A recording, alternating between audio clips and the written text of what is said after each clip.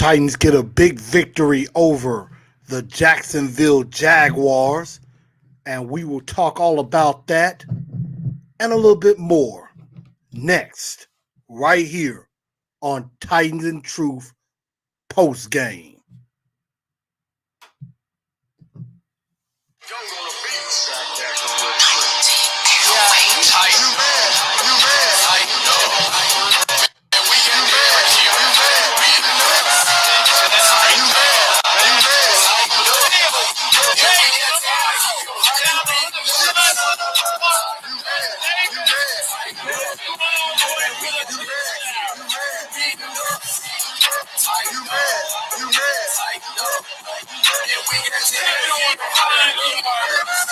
I feel like I'm Jarrell Casey. I got my sector.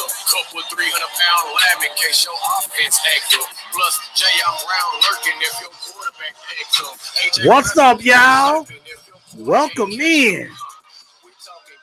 Welcome in to TNT Titans and Truth post game.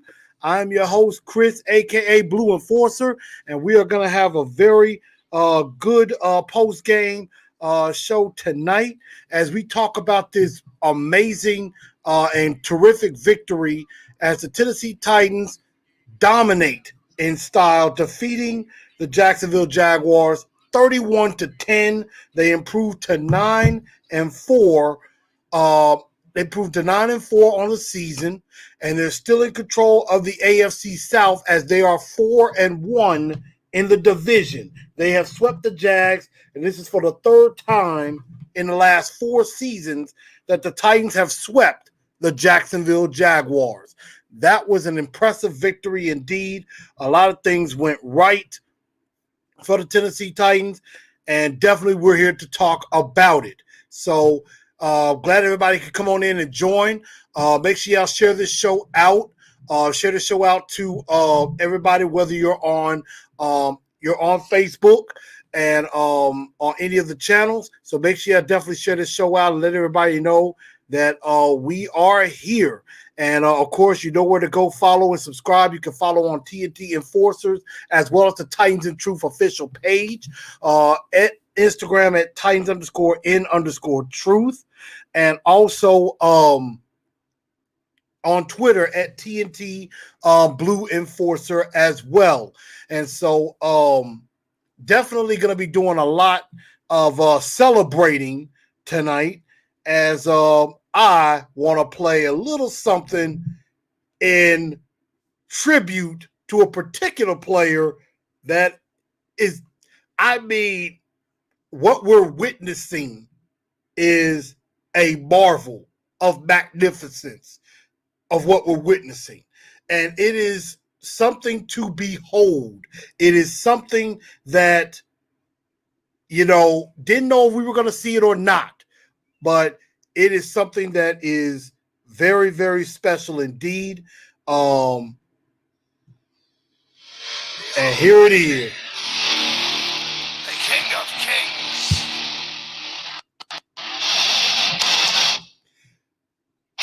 As a wrestling fan, this is what the Jags did and everyone else should do. All hail. Bow down to the King. Bow down to the King. Written red as he walked from the place where the traitor lost both his name and his face. Through the halls and the corridors, stinking in blood. I had to play this a little bit. I had to. And it tasted good. The king took his head, left him broken and dead. I'm sorry, y'all. I had to play a little bit of that. That is, of course, the Triple H theme when he's COO of the WWE, of course. And that is what the Jags had to do. They bow down to the king. Long live the king. Long live the king. He made the Jags once again bend the knee. As you can see in the ticker below, 25 carries, 215 yards, and 2 touchdowns on the night. What's up, AZ Mick? What's up on Facebook? Money Cartel, what's going on? I mean, he made the Jags bow down yet again. And I mean, they might as well just keep doing that because he's going to keep doing it to him. Derrick Henry dominates this game offensively. And I think Vrabel wanted him to get the 200 because, he had about 170 yards at the half, really right into the first start of the third quarter.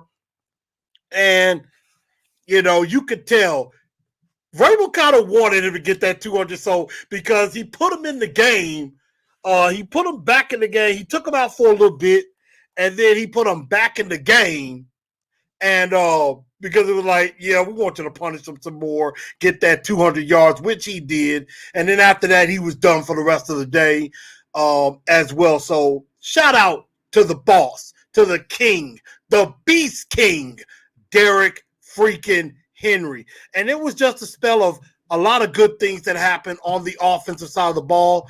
Another cat that had a very good game as well is one, as Tennessee Titans Weekly likes to say it, which is his government name, Mr. Arthur Juan Brown, or as I like to call him, AJ Going Downtown Brown, because he can go downtown and catch the ball, make big plays down the stretch for the Titans, and he is definitely doing that. Downtown Brown, because he owns the day, along with Derrick Henry. 7 catches, 112 yards and a touchdown. Now, I will, as many others have done, I am going to have to talk a little bad about him with that drop that he had on third down, which would have been 8 catches, and probably would have had him at about maybe close to 120 yards perhaps. But that's neither here nor there. A.J. Brown did his thing as well, catching the ball from Tannehill. Tannehill had a very decent game as well. Only went 19 of 24, 212 yards, 2 touchdowns. Corey Davis only had 3 catches, 34 yards, had a bad fumble in the first quarter. But other than that, with the targets that he got, was very solid. Jeff Swaim came through, caught all of his targets, very good as well. He's becoming a pretty nice receiving threat as well as also with helping in the run game also.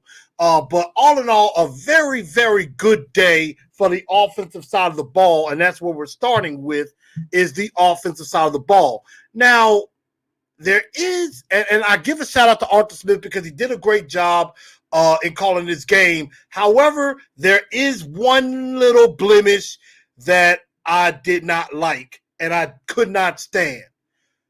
You're up early 7-0. The defense blocks a field goal. You get the touchdown. You got a chance to possibly go up 10-0. And, it was, I believe it was like third and 12 or third and 15 or something like that. Got a good pass to Davis to pick up like 12, 13 yards, which set up a 4th and 2. And I didn't like the fact that Arthur Smith and Tannehill, it seemed like they were rushing. I'm like, why are you rushing? Now, I'm guessing, and I'm just adjusting my light a little bit. And it seemed like maybe what they were trying to do was maybe catch the Jags off guard, maybe try to get a quick snap, maybe get somebody to jump or something like that. That whole play was a mess from the beginning. And, of course, it was a handoff to McNichols, and he got stuffed pretty much on that particular play. I didn't like the call. I hated that. They either should have just kept Henry in the game, or you throw it to AJ Brown or Corey Davis or something like that.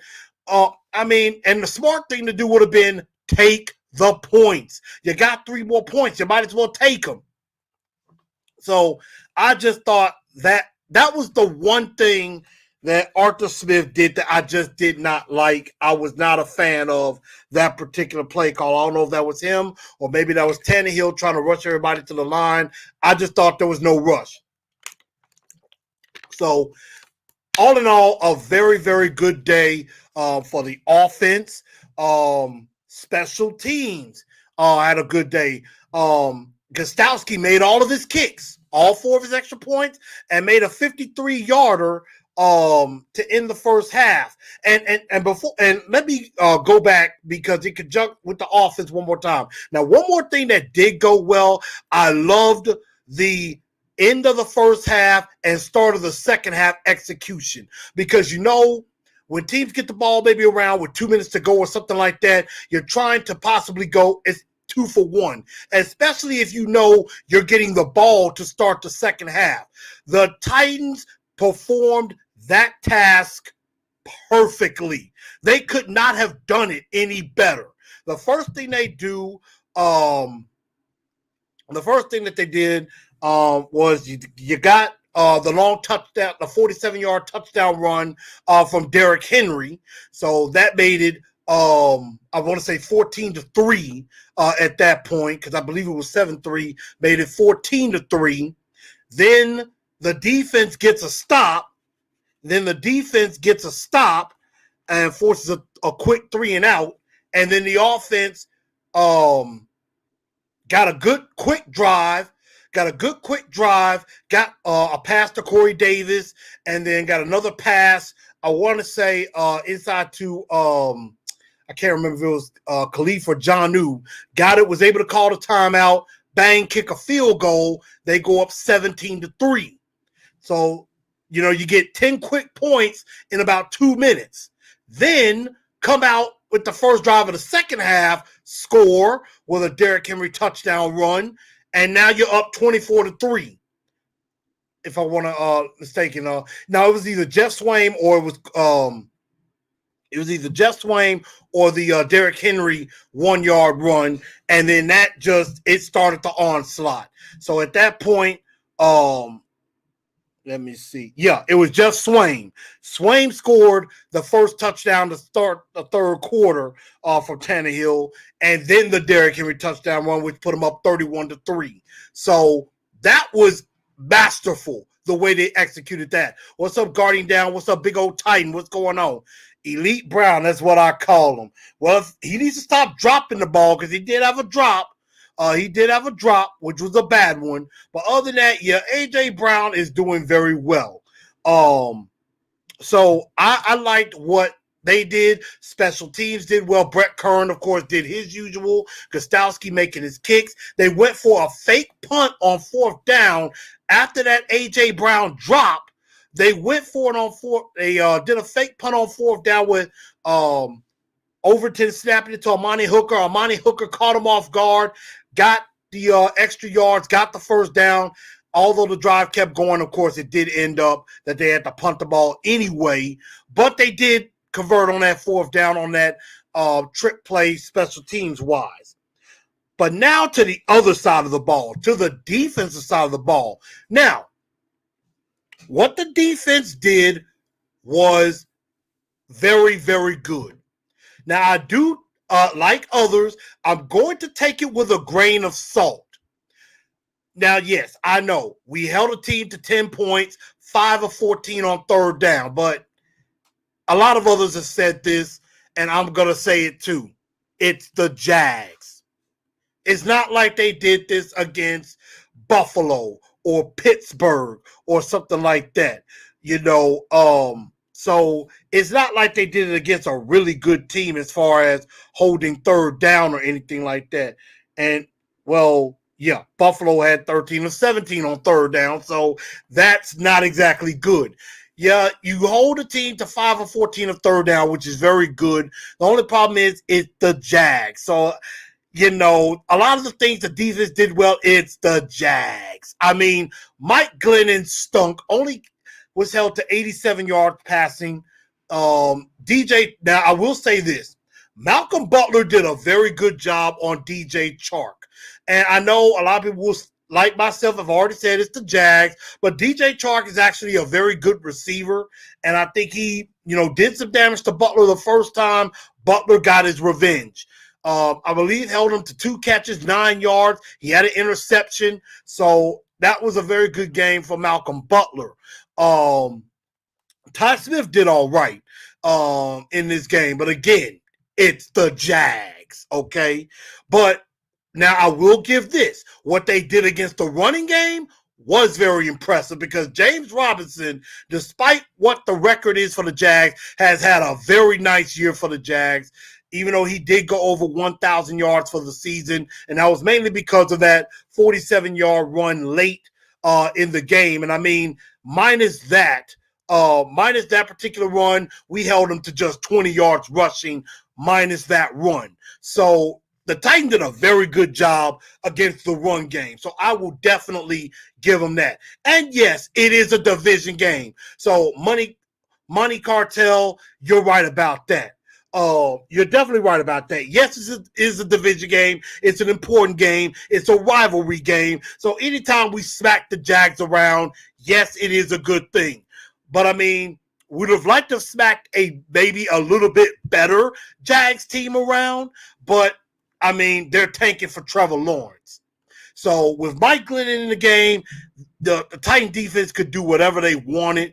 The pass rush is still an issue. Couldn't even get no sacks on Mike Glennon, even though I think Derek Roberson got close on one, but was not able to get it. And so, I mean, the pass rush is non-existent. We know this. It's not really anything that's going to be able to be done about it. Hate it, but it is what it is.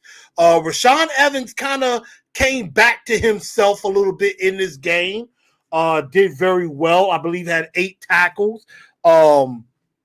Should have had a pick six. Should have had a pick 6 early because one was he went and batted, got the ball down. It was right there for him to pick off, and he should have took that back to the house. Kevin Byard actually had a good game this time. He should have came down with a pick as well. Malcolm Butler could have had another pick, but I think it was off the tips of the receiver, and he wasn't able to react in time. I think if he reacted a little bit better, he catches a second pick. But again, yes, it is the Jaguars, but you know what? It's a confidence builder. It's nice to be able to say something good about this defense instead of like, oh my God, they're terrible, they stink, they suck, like we've said for recent weeks. So, I mean, definitely nice job defensively. And that could be a confidence builder because we're going to be going up against a couple of better quarterbacks. Now, Matt Stafford may not be one of them because right now he's dealing with an injury. He's dealing with an injury at the moment. So we do not know if Matt Stafford is even going to be able to go in this next game against the Titans. So I'm actually trying to look up some information on Matt Stafford and see what's going on with him as far as this particular injury. So I'm trying to see if I can find something out in regards to that. So if I get anything, if my phone acts right, I will definitely give you some information on that. But definitely a good job all the way around. That, of course, is the good. The bad is just the Jacksonville Jaguars. Wow.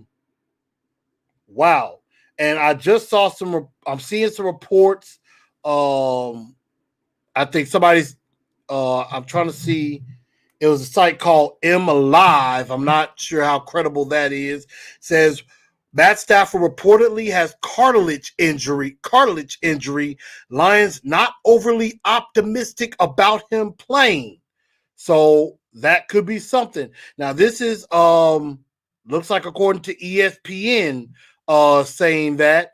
I'm looking at some more. I'm trying to see if I can find something a little bit more credible.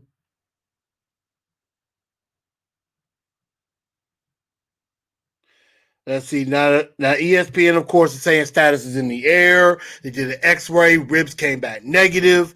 So they may take it to the end of the week. So they may be trying to make it so that we don't know who to prepare for, whether it be Matt Stafford or Chase Daniel to play this week coming up. So, it looks like he went for X-rays.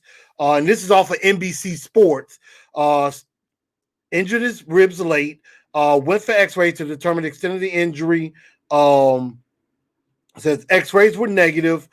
Status remains up in the air. May take to the end of the week before any decision is made. Chase Daniel took over. So right now, I would say the Titans need to go ahead and prepare for both quarterbacks. Prepare for Matt Stafford, prepare for Chase Daniel. I don't think Daniel is overly athletic as in running. He's more of a statue as well. So that could be yet another opportunity maybe for the defense to look pretty good and build more confidence heading into the game against Green Bay. But I'm not going to look past Detroit just yet with that. So again, that's, the bad is, of course, what's going on with the Lions. The bad being that Jeremy McNichols didn't really look very good with his carries. I didn't like the fact that they didn't get Corey Davis or Jonnu involved more in the game. But, I think a lot of that had to do with the fact that Derrick Henry was running amok. So, that does have a lot to do with it and everything with that. And thank you, Joe. Thank you, Hawk, for that. And shout out to Hawk and shout out to Jock and Hawk of Tennessee Titans Weekly. I checked out y'all's show. It was great. Shout out to Titan Upload and Titans Tube. And also MJ Take a Sports Fan Entertainment as well. If anybody can get to MJ and tell him I've been trying to get him on the show for quite some time, hit me up. Kenmore is chiming in as well. Says Daniel can move a little. That's why I call him Chase. That's why they call him Chase. Maybe that is the reason why they call him Chase. Shout out to all those guys. And shout out to Mr. Titan as well. Definitely got to give a shout out to my guy Alex also. But that's some of the bad anyway, and things like that. Amani Hooker did pretty well in Kenny Vaccaro's absence. The ugly is the fact of the Raiders. The Las Vegas Raiders are the ugly. The fact that they just got completely destroyed by the Indianapolis Colts. I know quite a few of us were secretly cheering on the Raiders to win that game because it could have gotten us an inch closer to the division title. But, hey, we'll just have to do it ourselves. And again, another ugly has to go to the Pittsburgh Steelers, stinking it up against the Buffalo Bills, a team that we completely blasted after COVID. So ugly with Pittsburgh. Because that would have put us in third place. Maybe we still can have a shot at that number 2 seed if Pittsburgh continues to fall a little bit, because right now they've lost 2 straight. If they come down to 4 losses, that could put us up at least to the second position. But that doesn't really help because only the top team will get the first round bye. And right now that's looking like Kansas City. Now that's something I noticed too with Kansas City as we talk a little bit about what's going on around the league. Kansas City, I will give credit to Miami. Even though Kansas City won the game, Miami, yes, has a better defense than we do. But one thing that I will say, Kansas City looked mortal on Sunday. They looked mortal. They looked vulnerable. Patrick Mahomes looked vulnerable. The Chiefs, dare I say it, the Chiefs looked beatable. The Chiefs looked very beatable on Sunday. And the Chiefs, maybe, like I said, and people have been saying this, is that, and even I believe Ken Moore, we were talking about this on his post-game show. Kansas City seemed like they're sleepwalking through these last few games of the regular season. They seem like, they're bored. Kansas City seemed like they're bored with the competition. They're bored with what they're having to play against. And it's like, we could play like crap and still win. And if they go into the playoffs like that, somebody's going to shock them. Not saying it's going to happen.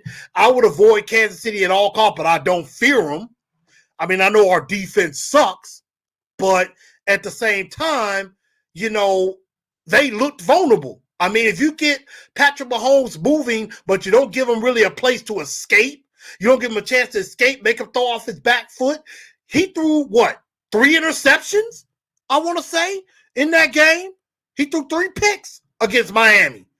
And again, granted, Miami is a better defensive team. I do understand that. But they look vulnerable. The Steelers are looking like a shell of themselves now. They don't even look like the team that was undefeated a long time ago. And so, I mean, the Steelers could be had. Now, I know a lot of people are thinking, well, the Colts seem to be scary. Yes, the Colts remain on our heels, and they are not going away. They are definitely not going away, but we still have the tiebreaker over them because we swept the Jags. They lost one. Now, if they lose to Houston next week, I think it's all she wrote because especially if it comes to division record. If they lose to Houston next week, which we don't know what's going to happen with Deshaun Watson because he got nicked up a little bit. If the Titans beat the Lions and Indy loses to Houston, you know, they're going to have 3 division losses. The most that we can only have is 2 division losses because we got one more game left. We have one more division game left. And the only amount of losses we can have is 2. So, yes, if we win out, we'll win the division easily. But I would say what I hope for us to do, and we'll talk more about this tomorrow night on the show as we preview the Detroit Lions, is that I want to be able to go into that Green Bay game with this game with Detroit in hand and already having the division locked up. Because I think on Sunday, if we win, I believe we can clinch a playoff spot with a victory on Sunday, I want to say. It may also be with another team losing, but I want to say we could clinch a playoff spot with a victory. And I'm going to try to see. Because after this game, we are already at about a 95% chance of making the playoffs. And we're at a 68% chance to win the division. So that's something that we're definitely looking at. Money Cartel says, if you could play man coverage, you could beat Kansas City. Only problem is, can the Titans play man coverage? If you have Adoree Jackson, Christian Fulton, Desmond King, and Malcolm Butler, I like my chances a lot better. I like my chances better because we got better players. Only problem is we have no pass rush. That is the problem. We have no pass rush. Suda Man says, Butler looking good. When Adoree comes back, our man coverage wouldn't be that bad. Colts got to play Houston and the Steelers. I think they lose one of them. Could. Suda Man, I believe is saying we can clinch with a victory and a Baltimore loss, or a victory and a Miami and Oakland loss. So that is how we can clinch. We can clinch on Sunday. We beat Detroit, Baltimore loses, or we win and Miami and Oakland loses. That's how we can get in, but we got to win. We go ahead and win, we can get in the playoffs. And I think if the Colts lose the next 2, we win the division. And we will know that before Sunday night because the Packer game is Sunday night football. The Colts would have already played the Steelers. So at that time, we will know. So it is what it is. But again, not looking past Detroit. That could be a trap game, and we have to be careful of that. So, again, y'all, Coach Plays, what's up? It's been a long time. What's going on? I'm going to have to get up with you. But, again, good victory. Glad we got another one in the win column. You know, hopefully getting that small taste of defeat out of our mouth for Cleveland, but we got to continue that. We have got to continue keeping the pedal to the metal. Do not let up. Detroit, same thing. Go out there, take care of business like you're supposed to do. We take care of business there. And if we can have the division wrapped up, that Green Bay game, I want us to be able to go into that game with absolutely no worries and play with house money. Because, again, I think we will beat Detroit. We will beat Houston to end the season. That Green Bay game, I want it to be like the New Orleans game last year where, you know what, that game really doesn't matter. We want it to be where that game just is a bonus game. That could be a game of, hey, this is how the playoffs is going to be. Let's get tuned up. Let's get ready for that. So that's what we're definitely looking at. Coach Play says Detroit is definitely capable of playing good ball and beating good teams. Yes, with Matthew Stafford, he could put up numbers, and he has put up a lot of numbers. So that is something to be concerned about if he plays. Chase Daniel, I don't know if he's proven, but I mean, you got Galladay on as one of the big weapons and things like that. So, I mean, Detroit has been putting up numbers. That much is true. Jesus Diaz says we need the Bills to lose. Yes, as far as getting ahead of them seeding wise, because I would rather avoid Kansas City as much as possible. I would avoid Kansas City as much as I possibly can. Because remember, if Kansas City is the top seed, the lowest seed remaining goes to Kansas City. So the only way we maybe don't have to go to Kansas City is if a 3 seed or a 2 seed loses. Then we don't have to go to Kansas City because we won't be the lowest seed. Because the lowest seed will probably be going to Kansas City, and the higher seeds remaining will go. The highest seeds remaining will play each other. So we'll see about that. Let's see. Coach Play said, heard you on local radio a few weeks back. Was like, preach. Hey, I definitely try to reach out to my Nashville peoples, even though I'm here in Memphis. Definitely try to do that, and I'm going to continue to do that. Shout out to the Titans fan club of Memphis. I miss y'all. When this COVID is over, I plan on being back, and it's going to be on and popping. Y'all ain't going to be able to get rid of me. That much is a fact. Two Tones On, what's going on? What's going on? What's up, Jay Barnett? What's going on with that? But, I mean, it's really not much more to talk about with this game. It was a great game. Derrick Henry is at – and here's the thing. Derrick Henry is at 1,532 yards right now. Remember, he won the rushing title with 1,540 last year. He only needs 9 yards to pass what he did last season. And we all know that there is a quest. There's actually a couple of quests that's out there. And I give shout out to A to Z Sports, to Austin and Zach, because they brought this up. The Tennessee Titans very possibly become the first team in NFL history to have a 4,000-yard passer, a 2,000-yard rusher, and 2 1,000-yard receivers. That is actually in the realm of possibility, because Tannehill, I want to say, is at if I can bring up his stats right quick. Give me just a second. I'm bringing up his stats right now, because Tannehill, and see, they haven't updated the stat on Titans. On the Titans site, they haven't updated the stats, which I don't know why they haven't done that or anything. But I want to say Tannehill is over 3,200 yards. Over 3,200 yards, so he could get to 4,000.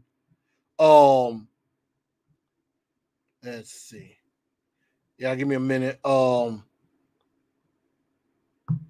There we go. I'm just getting stats up. Here we go.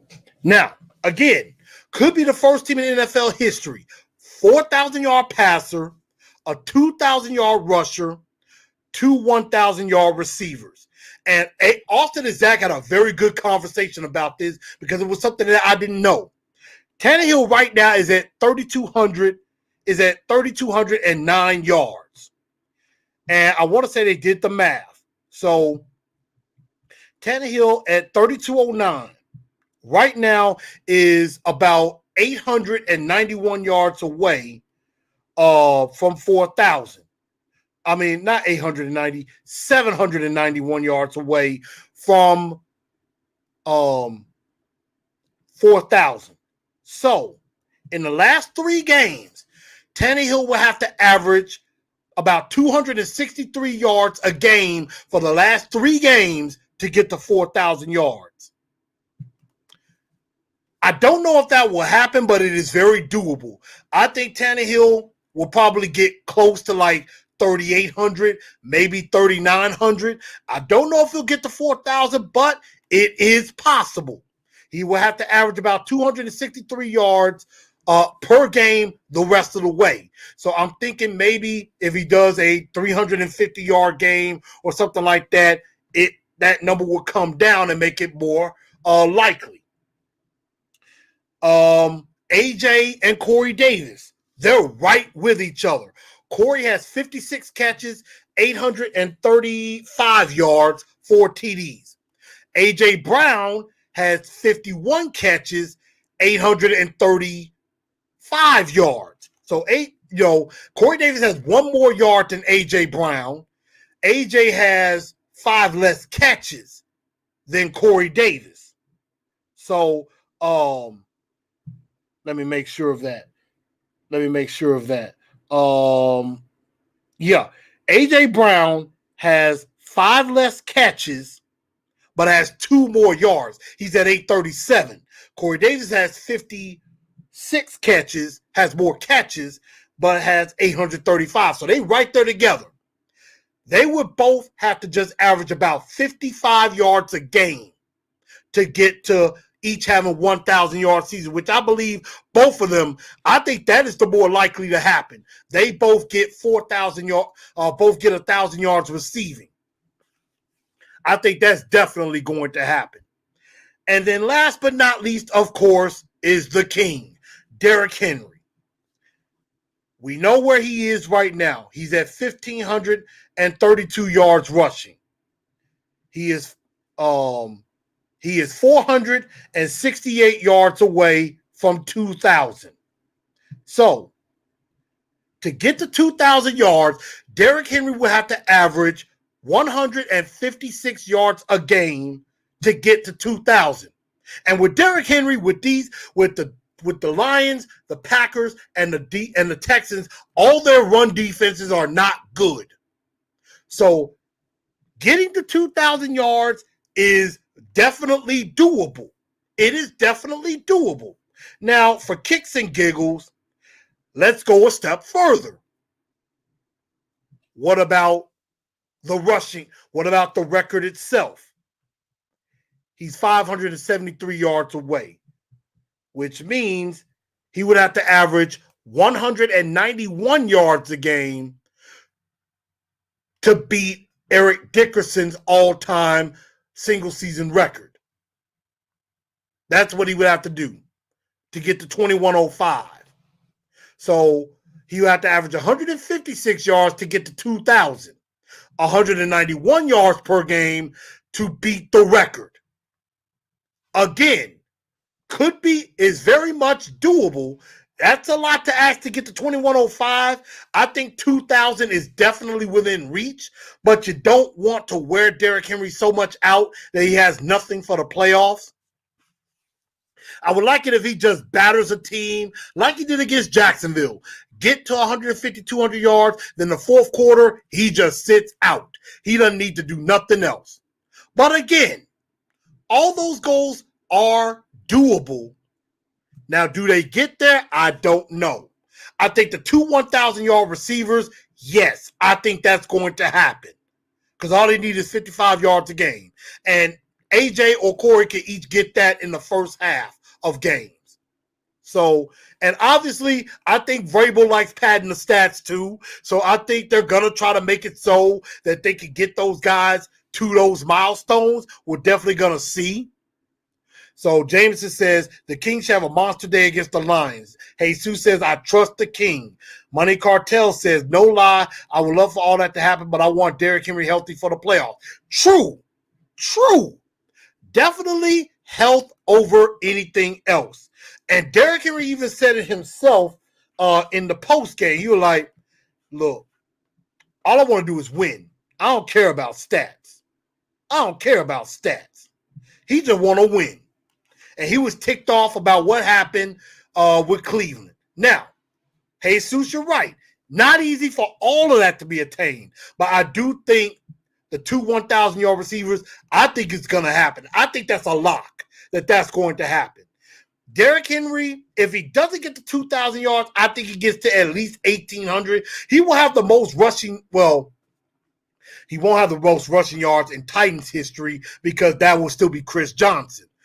But I think he'll get very, very close. He's going to flirt with 2,000, in my opinion. So, we're definitely going to be watching out for that.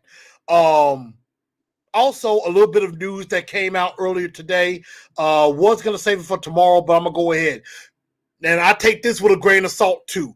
Christian Fulton was activated from injured reserve. So he is now on the 53-man roster, but like Adoree Jackson.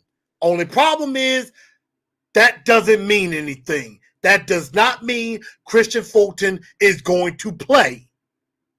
That does not mean that. That just means he's on the active roster. I mean, hell, Adoree was activated on the main roster around what? Week 4, week 5? And still hasn't played a down. Still. Which tells me there's a lot more going on with Adoree than we thought. So we're definitely going to find out about that. But, I think that's going to pretty much do it for the show. I mean, again, the king runs rampant.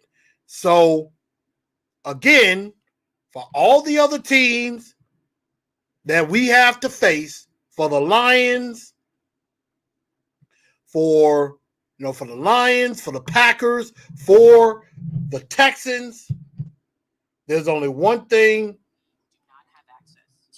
to do. And that is, y'all just need to bow down.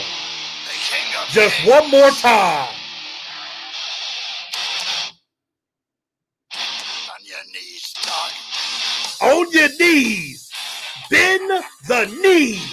And that's what we're going to make all these teams do.